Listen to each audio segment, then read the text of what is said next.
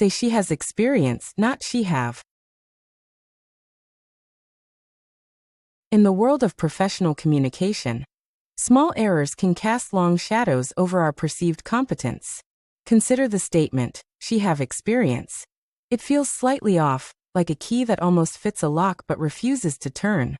This is the subtle but critical domain of subject-verb agreement, a foundational rule that separates proficient speakers from novices.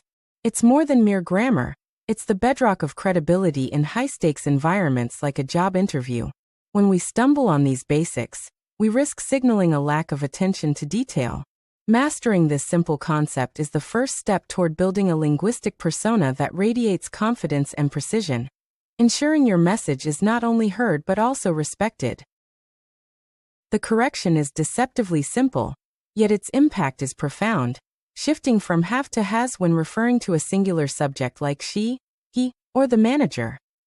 This is the key turning smoothly in the lock. The rule dictates that third-person singular subjects demand the verb, has, creating a seamless grammatical connection. Think of it as a fundamental principle of engineering your sentences for stability and strength. This alignment isn't just about being correct, it's about demonstrating a higher level of linguistic awareness. An interviewer hears this harmony, and it subconsciously registers as polish and professionalism, setting you apart from other candidates before you even discuss your qualifications.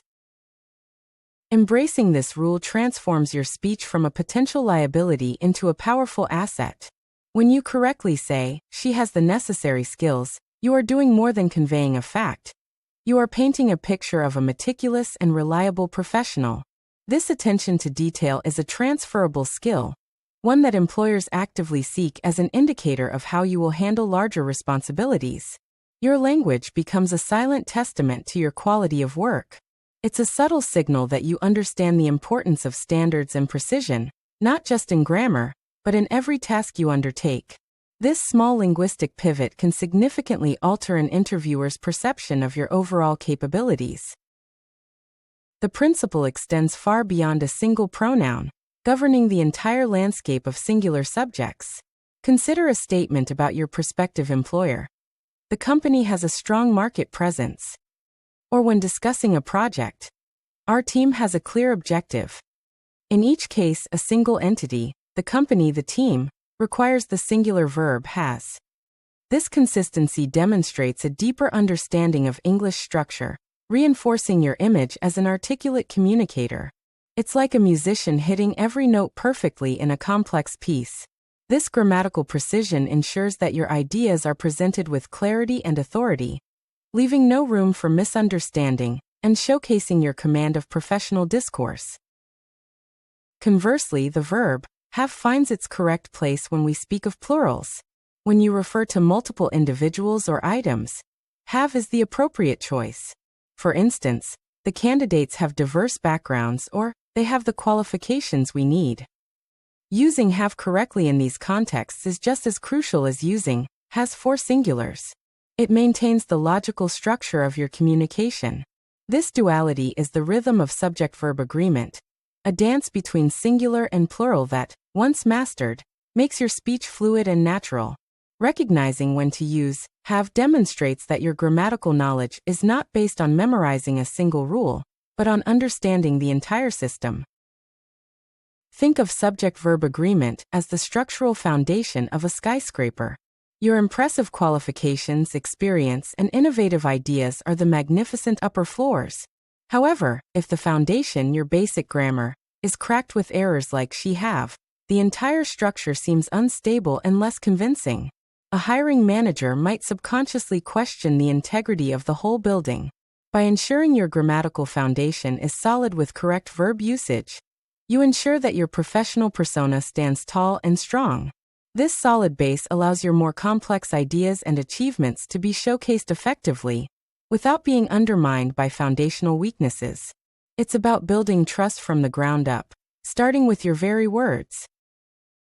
Now let's return to the interview room, the ultimate proving ground. As you articulate your experiences, the interviewer is evaluating more than just the content of your answers. They are subconsciously assessing your precision, clarity, and confidence. all of which are reflected in your grammar. When you confidently state, "My previous manager has commended my work," the correct verb choice acts as a quiet affirmation of your attention to detail. This linguistic polish can be the deciding factor between two equally qualified candidates. It's a subtle yet potent tool that helps you control the narrative, presenting yourself not just as experienced, but as an exceptionally articulate and careful professional. Mastering this rule is an investment in building immediate rapport and credibility. Correct grammar is a form of professional courtesy. It makes your message easier for the listener to process and demonstrates respect for their time and attention. It signals that you are someone who cares about getting things right, a trait that is universally valued in any role or industry. This small detail can tip the scales in your favor, reinforcing the positive impression made by your resume and interview attire. It completes the portrait of a polished, competent individual ready to contribute from day one. Your language becomes your unspoken reference, testifying to your thoroughness and high standards. As the interview concludes, the positive impression created by your precise language lingers. This journey, from recognizing a common error to mastering its correction, is a microcosm of professional growth itself. It's about identifying areas for improvement, however small, and diligently working to refine them into strengths. By choosing has over have in the right context, you have demonstrated a commitment to excellence that extends far beyond grammar. This transformation elevates your professional stature, turning a potential pitfall into a platform for showcasing your meticulous nature. You leave the conversation having built a bridge of credibility, one correctly chosen word at a time, paving the way for future opportunities. The ultimate reward for this linguistic diligence often arrives quietly, not with applause, but with an email. The aha moment of the interview translates into a tangible result, a job offer. This is the power of marginal gains, where small, consistent improvements in communication compound into significant career advancements. Mastering subject-verb agreement is not just an academic exercise. It is a practical tool for unlocking your potential. We encourage you to practice this rule until it becomes second nature.